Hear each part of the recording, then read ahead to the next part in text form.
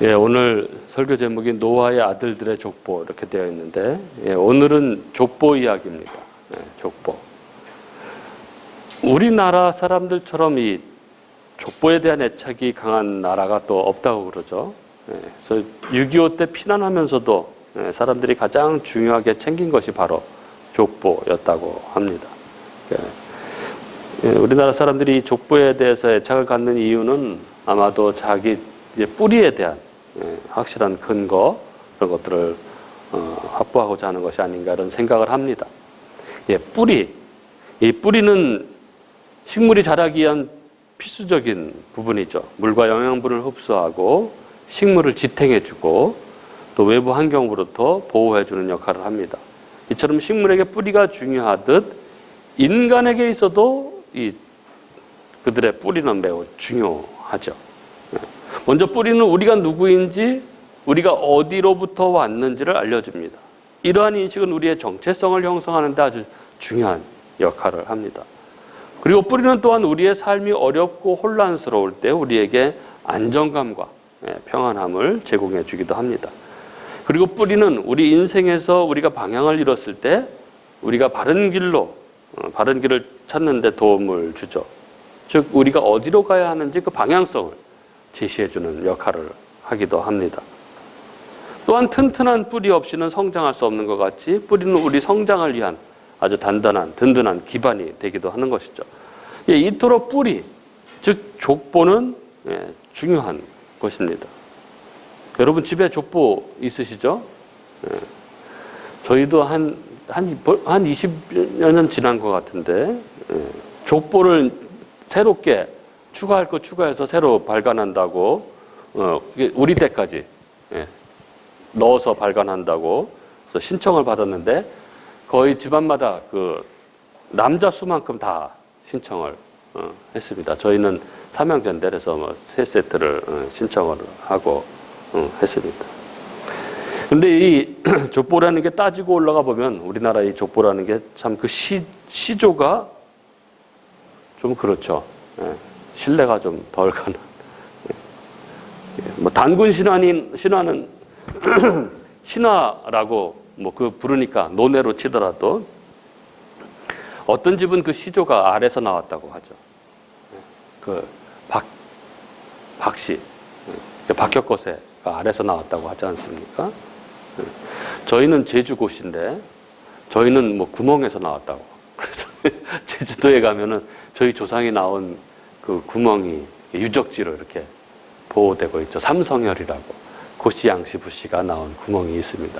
입장료가 1,000원, 요즘에는 얼마인지 모르겠어요. 옛날에 1,000원이었는데 우리 제주고시는 주민등록증 보여주면 무료로 입장을 할 수 있습니다.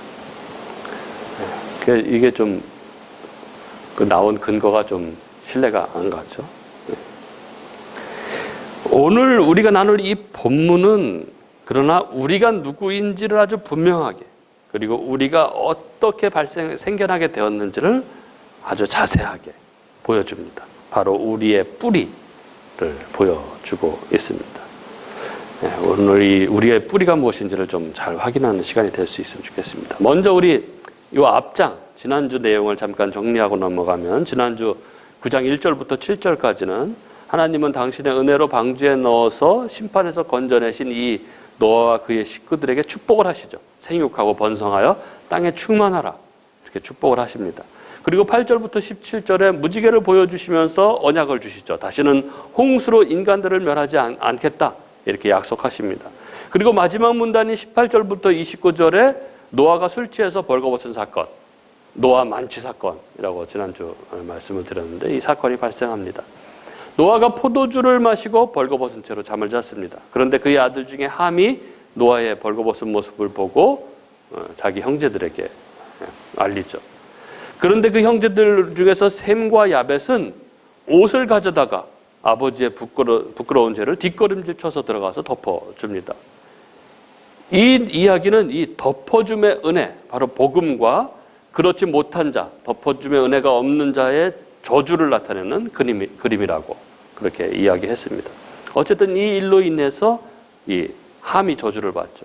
그의 아들 가나안이 그 형제들의 종이 되는 그런 저주를 받습니다. 그리고 셈과 야벳은 축복을 받죠. 그리고 노아는 그 후에 950세까지 살다가 죽습니다. 그게 9장의 내용이었죠.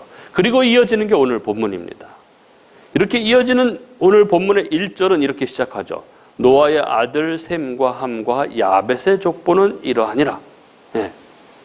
10장은 노아 홍수 심판 이후에 이 노아의 세 아들인 셈과 함과 야벳의 족보를 말합니다.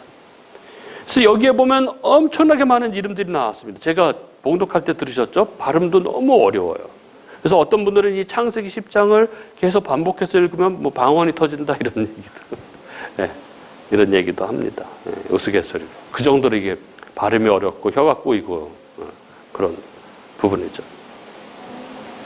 하여간 이게 족보 이야기라서 관심이 없습니까? 벌써 졸린 듯한 이 족보 이야기라서 좀 지루할 수도 있지만, 그러나 성경이 이 족보를 통해서 말씀하고자 하는 아주 중요한 의미가 있기 때문에 잘 듣고 그것을 마음에 새길 수 있는 시간이 되었으면 좋겠습니다. 우리는 앞에서도 족보를 한번 본 적이 있습니다. 5장에 보면은 아담의 족보가 나오죠. 하나님으로부터 시작해서 노아로 이어지는 그런 족보였습니다. 그리고 오늘 여기 10장에 노아로부터 이어지는 족보죠. 그리고 이 뒤에 11장에 보면 바벨탑 사건 이후에 셈의 족보가 다시 나옵니다. 그 족보의 마지막은 아브라함으로 이어지죠. 그리고 마태복음은 족보로 시작합니다. 아브라함으로부터 시작해서 예수 그리스도에게 이어지는 족보죠. 결국 이 족보를 하나로 연결하면 이 족보가 어떻게 됩니까? 하나님으로부터 시작해서 예수 그리스도로 이어지는 그 족보가 완성이 됩니다. 그리고 그 예수 그리스도 속에는 바로 우리 성도들이 연합되어 있는 거죠. 그 예수 그리스도에 우리가 붙어 있는 거죠. 따라서 이 성경의 족보들은 바로 우리들의 족보라고 할 수 있습니다. 즉 성경의 족보들은 이 하나님께서 당신 백성들을 어떻게 계획하시고 어떻게 만들어 가시는지에 대한 조감도라고 할 수 있습니다. 그런 의미에서 보면은 이 10장이 굉장히 중요한 부분이죠. 이렇게 하나님의 계획은 창세로부터 시작해서 한치의 오차도 없이 예수 그리스도까지, 그리고 곧 성도 교회로 이어지고 있음을 우리는 보게 됩니다. 그러니까 이 성경의 톨레도트, 이 족보, 이 계보들은 이 인간 역사 속에 개입하셔서 일을 하시는 하나님의 신실하심, 그리고 그리스도의 역사성과 실제성을 보여주는 아주 중요한 내용들이라 할 수 있습니다. 이러한 관점에서 10장을 한번 살펴보도록 하겠습니다. 1절부터 보면은 노아 아들들의 후손들이 번성하기 시작합니다. 이 야벳의 후손들이 나오는데 1절부터 5절에 보면 노아의 아들 셈과 함과 야벳의 족보는 이러하니라. 홍수 후에 그들이 아들들을 낳았으니 야벳의 아들은 고멜과 마곡과 마대와 야완과 두발과 메섹과 다라스요. 고멜의 아들들은 아스그나스와 리밧과 도갈마요. 야완의 아들들은 엘리사와 달리스와 기띔과 도다님이라. 이들로부터 여러 나라 백성으로 나뉘어서 각기 언어와 종족과 나라대로 바닷가의 땅에 머물렀더라. 이렇게 되어 있죠. 그죠? 계속 읽으면 방언이 나오겠죠. 그죠? 네. 여기서 우리는 이 하나님의 신실하심을 보게 됩니다. 9장 1절, 7절에 보면 홍수 심판 후에 하나님께서 노아와 그 아들들에게 약속을 하십니다. 언약을 하십니다. 생육하고 번성하여 땅에 충만하라. 이렇게 축복을 하시죠. 모든 것이 홍수에 다 휩쓸려간 그 이후의 세상, 그리고 덩그러니 남겨진 그 홍수가 휩쓸고 간 그 땅 위에 노아와 노아 가족들, 그들에게 하신 하나님의 이 말씀, 생육하고 번성하여 땅에 충만하라 하신 이 말씀이 그들에게는 어떻게 들렸을까요? 그들 앞에 펼쳐진 그 상황 속에서 이 하나님의 말씀이 그들에게 어떻게 들렸을까요? 이게 실감이 났을까요? 그러나 우리는 10장에서 하나님의 말씀의 성취를 보게 됩니다. 1절 홍수 후에, 이게 32절에도 나오는데, 이 모두가 이 홍수 후에 생겨난 족속과 백성들에 대한 내용들인 것이죠. 그렇게 이것을 보면서 우리는 우리 현실과 우리의 상황을 뛰어넘는 하나님 말씀의 성취를 우리는 보게 됩니다. 그렇습니다. 하나님의 신실하신 말씀은 반드시 이루어집니다. 성도들이 세상을 살아가다 보면 늘 흔들리죠. 뭐 때문에 흔들립니까? 그것은 하나님의 말씀과 하나님의 약속과 현실의 괴리를 맞닥뜨리는 것이죠. 하나님은 이렇게 말씀하셨는데 내 앞에 펼쳐진 상황은 그렇지가 못한 것이죠. 그렇지 않습니까? 하나님은 우리를 복 가운데, 형통함 가운데, 평강 가운데 늘 함께 하시며 붙들겠다고 그렇게 약속하시는데 우리의 삶은 어떻습니까? 불안과 걱정과 힘듦과 아픔이 우리 삶 가운데 있습니다. 그때 우리는 흔들리고 그렇지 않습니까? 그러나 오늘 말씀 속에서 다시 한번 우리는 신실하신 하나님 말씀의 성취를 우리는 보게 됩니다. 하나님이 하신 말씀은 반드시 성취됩니다. 우리의 상황과 현실은 그것이 전혀, 그 말씀이 전혀 이루어질 것 같지 않은 그런 상황 속에 하나님이 말씀하시지만 그 말씀은 반드시 이루어진다는 것을 우리는 결코 잊지 말아야 합니다. 이어서 6절부터 20절까지는 함의 자손들의 이름들이 나오죠. 여기 눈에 띄는 이름이 나옵니다. 6절에 보면 함의 아들은 구스와 미스라임과 붓과 가나안이요 이렇게 나오죠. 이 가나안, 함의 아들, 노아의 저주를 받은. 그리고 그 아랫대에 또 니므롯이 나옵니다. 세상의 첫 용사로 기록된 자. 8절에 보면 구스가 또 니므롯을 낳았으니 그는 세상의 첫 용사라. 여기서 이 용사라는 말은 좋은 의미가 아닙니다.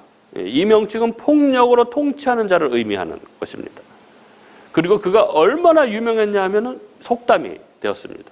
9절에 보면 그가 여호와 앞에서 용감한 사냥꾼이 되었으므로 속담에 이르기를 아문은 여호와 앞에 니므롯같이 용감한 사냥꾼이로다 하더라. 니므롯은 여호와 앞에 용감한 사냥꾼이었다는 것입니다. 이 여호와 앞에서는 여호와를 대항하여 이런 뜻입니다. 그래서 칼빈은 이것이 그가 난폭한 세상의 지배자였음을 의미한다고 그렇게 말했습니다. 이렇듯 세상에서 힘을 가진 사람들, 이 세상의 영웅들은 거의 다가 하나님을 배반하고 하나님을 대적하며 살아가는 사람들입니다. 그리고 그런 자들이 세상을 다스립니다. 10절부터 12절을 보세요. 시날 땅의 이 바벨론부터 아스르의 니누에까지 유브라데스 강 유역과 티그리스 유역까지 그 세력을 떨칩니다. 이렇게 니므롯은 힘으로 다른 나라들을 침략해서 정복하는 강력한 힘을 가진 자였습니다. 여기 보세요. 하나님 믿는 자가 이 땅을 다스리는 것이 아닙니다. 강한 나라는 하나님을 믿어서 그렇게 되는 게 아닙니다. 성경이 이야기하는 것은 오히려 이런 자들, 하나님이 대적하는 자들, 폭력으로 세상을 통치하는 자들이 그 위세를 떨치고 그 땅을 넓히고 그렇게 해서 살아간다는 것입니다. 그래서 이 세상의 성공, 이 세상에서의 힘, 물질, 이것과 하나님 백성과는 반드시 상관관계가 있는 것이 아닌 것이죠. 교회도 마찬가지입니다. 교회가 가진 힘, 교회가 가진 크기가 그 교회의 신실함과 관계 있는 것은 아니라는 것이죠. 그러니까 내가 하나님 백성인데 왜 나는 이러느냐? 왜 나는 성공을 못하느냐? 왜 내게는 물질을 안 주시느냐? 나는 왜 건강을 안 주시느냐? 이렇게 주장하는 것은 성경적인 내용은 아닌 것이죠. 그런 거 가졌다고 하나님을 영화롭게 하는 것도 아니고 그것이 없다고 하나님께 영광을 돌리지 못하는 것도 아닌 것이죠. 하나님께 영광은 그의 삶에 오로지 그가 아닌 하나님이 드러나는 삶 속에서 발현되는 것입니다. 내가 죽고 그 삶에 예수가 드러날 때 그곳에 하나님의 영광이 드러나는 것이죠. 그리고 14절에 블레셋이 나옵니다. 내내 이스라엘을 괴롭혔던 블레셋. 가슬루임에서 블레셋이 나왔더라. 그리고 15절부터는 가나안의 후손들이 나옵니다. 20절까지. 여기 보면은 가나안이 그렇게 저주를 받았지만 그들은 가장 넓은 곳으로 나아갑니다. 가장 좋은 땅 가나안을 그들은 차지합니다. 그때 가나안 땅은 가장 아름다웠을 것이라고 루터는 그렇게 이야기를 합니다. 다시 이야기하지만 이 세상에서는 경건한 자들보다 불경건한 자들이 물질적으로 훨씬 많은 것을 갖고 누리는 일이 허다합니다. 즉 세상의 복과 하나님 백성과의 정합관계는 존재하지 않습니다.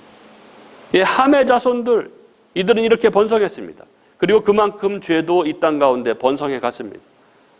이 땅의 사람들은 죄들로 그렇게 그들의 자신의 힘을 자랑하며 자신의 성을 구축하며 그렇게 번성해 갔습니다.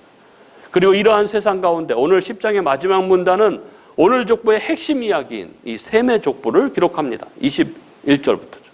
그야말로 톨레도트, 하나님 백성들의 족보입니다.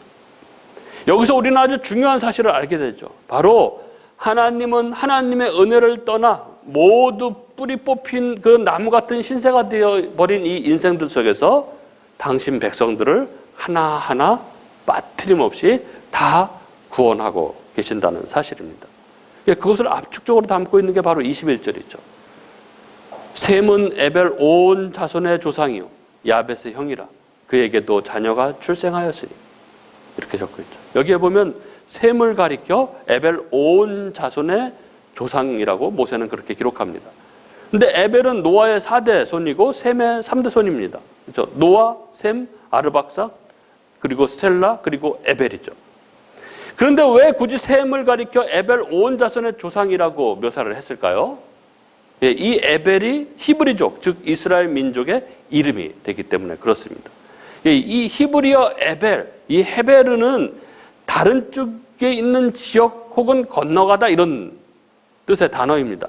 그리고 이 단어가 이브리, 하비르, 히브리로 변해서 하나님의 택한 백성인 이스라엘 백성들의 이름, 히브리인이라고 불리는 이 히브리가 된 것이죠.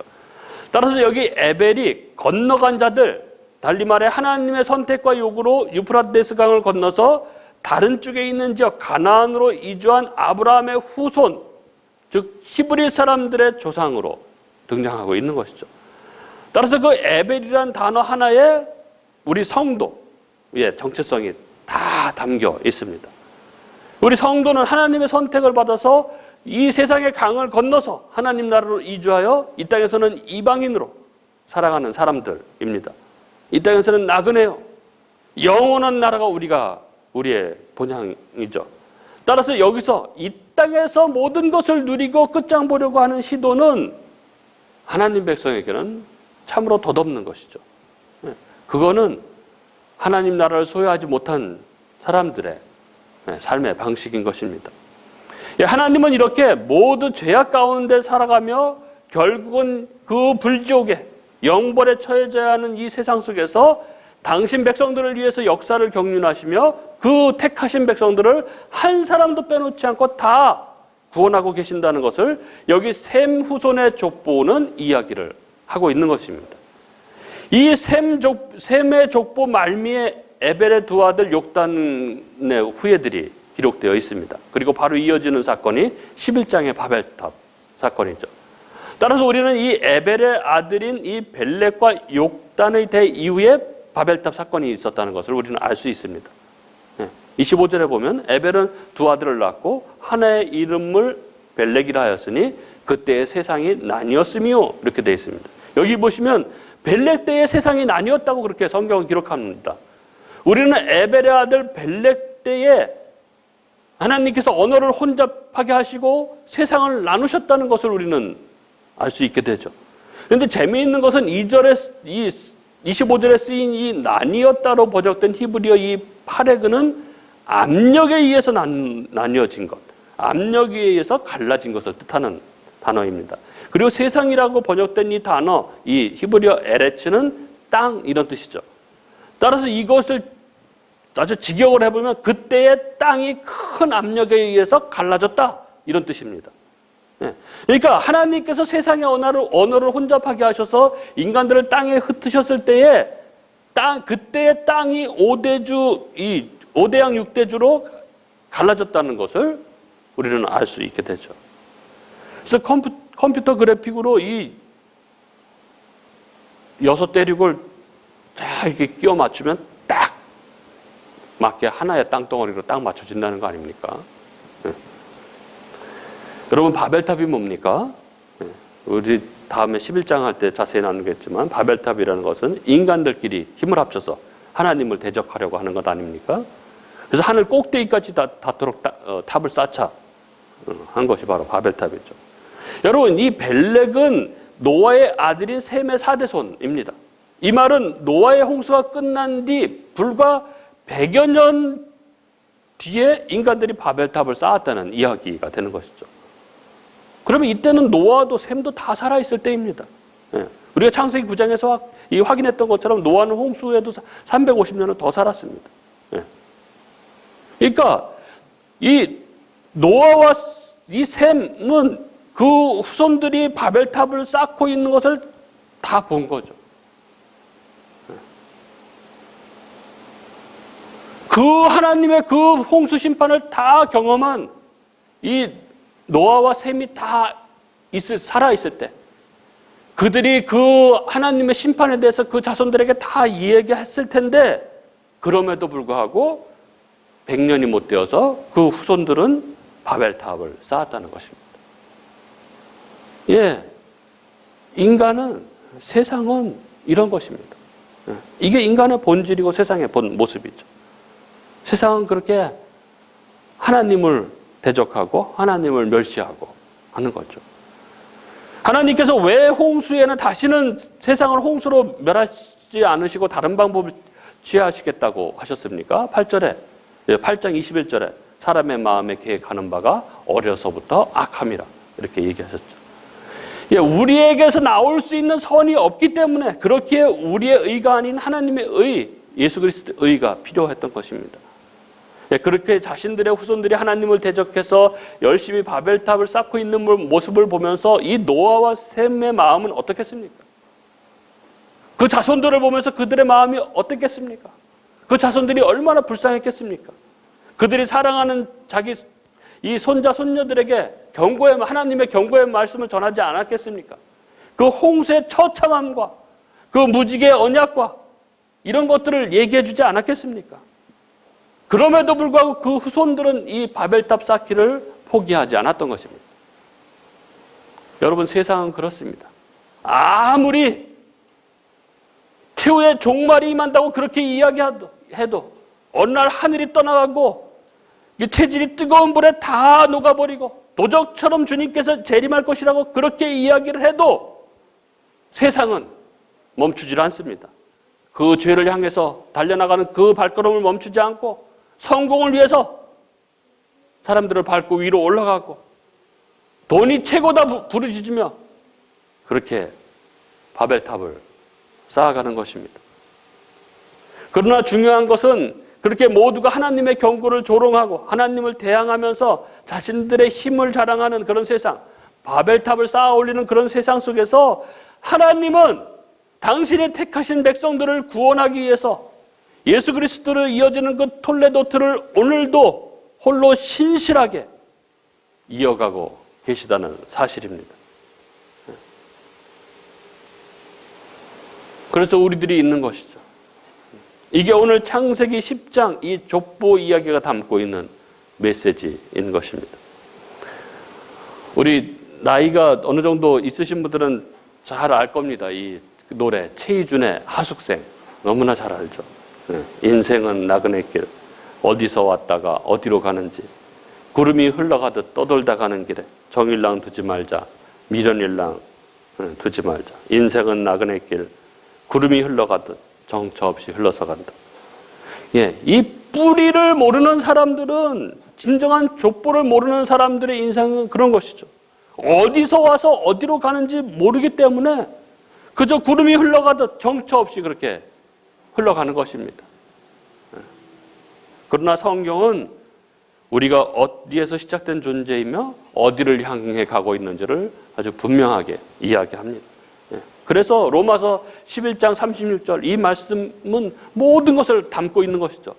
만물이 주께로부터 나오고 주로 말미암고 주에게로 돌아갑니다. 그리고 오늘 족보는 그것을 증거합니다. 인간은 하나님으로부터 시작되었고 그래서 그 근원인 하나님께로 돌아가게 되어 있습니다. 그런데 그 하나님은 거룩하신 분, 의로우신 분이시기 때문에 죄인은 하나님께로 갈 수가 없는 것이죠. 그래서 예수 그리스도를 보내주셔서 십자가에서 우리 죄를 대신해서 죽으심으로 그 죄의 문제를 해결하는 하나님의 방도를 제시하신 것입니다. 그리하여 예수를 믿는 자들은 그 예수와 연합함으로, 그 영이 우리 가운데 오심으로, 우리가 그리스도를 옷 입음으로 하나님께 갈 수 있는 길이 열린 것입니다. 다른 방법은 없습니다. 예수 외에 우리가 하나님께로 갈 수 있는 방법은 없습니다. 예수 이외에 다른 이름을 주신 적이 없다고 성경은 말합니다. 그리고 오늘이 종려주일이죠. 하나님의 아들이신 우리 주 예수 그리스도께서 그 십자가의 길을 가시기 위해서 예루살렘 성에 나귀 새끼를 타고 입성을 하십니다. 그리고 십자가의 고난을 시작하시죠. 내일부터 주님의 고난을 묵상하는 고난주간입니다. 이 고난주간에 유일한 구원자이신 예수, 오직 예수 붙들고 주님의 고난에 깊이 참여하는, 그 십자가를 깊이 묵상하는 저와 여러분이 될 수 있기를 주님의 이름으로 축복합니다.